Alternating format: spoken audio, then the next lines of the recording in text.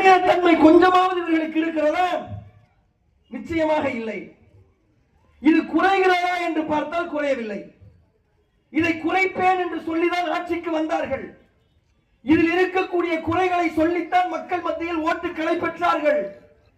முந்தைய திமுக அரசாங்கம் பல நல்ல காரியங்களை செய்ததாக மக்கள் பேசிக் கொண்டார்கள். குறை சொல்வதற்கு எதிர்க்கட்சிகள் பயன்படுத்திய ஒரு விஷயம் லா அண்ட் ஆர்டர், சட்டம் ஒழுங்கு, பெண்களுக்கு நடக்கக்கூடிய கொடுமை. இந்த பேனர் முழுவதும் நிறைந்திருக்கக்கூடிய இந்த விஜய் என்பவர் தன்னுடைய பிரச்சாரத்தில் எதை செய்தார் என்றால், இங்கே பெண்களுக்கு பாதுகாப்பு இல்லை.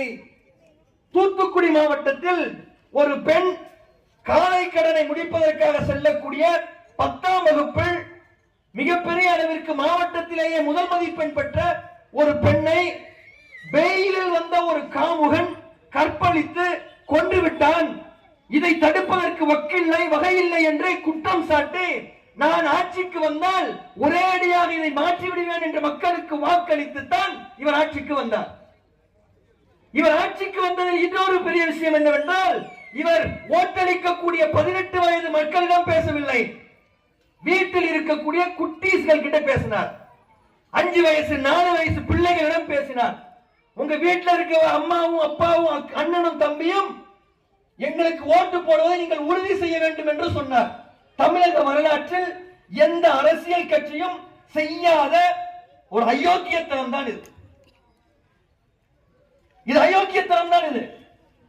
அவர் எந்த அரசியல் கட்சியாக இருந்தாலும் சரி, குழந்தைகள் கிட்ட ஓட்டு கேட்டீங்க. ஆட்சிக்கு வந்தவுடனே நீங்க என்ன சொன்னீங்க? குட்டீஸ், அவர் அப்படிதான் பேசுறார்.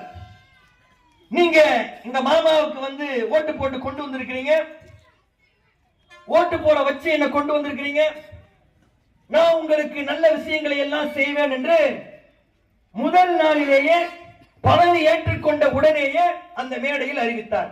அறிவித்ததற்கு பிறகு பல பாலியல் குற்றங்கள் நடந்திருக்கிறது. குழந்தைகளுக்கு எதிரான பாலியல் குற்றங்கள் அதிகமாக நடக்கிறது, குறைந்தபாடாக இல்லை. கண்ணியத்திற்கு உரியவர்களே, 4581 பெண் குழந்தைகளுக்கு எதிராக பதியப்பட்ட போக்சோ வழக்குகளினுடைய எண்ணிக்கை சுமார் 7000ஆக அதிகரித்திருக்கிறது. இதுதான் இந்த ஆட்சியில் நடக்கக்கூடிய மாற்றமா? ஆட்சியாளர்களை குறை சொல்லவில்லை.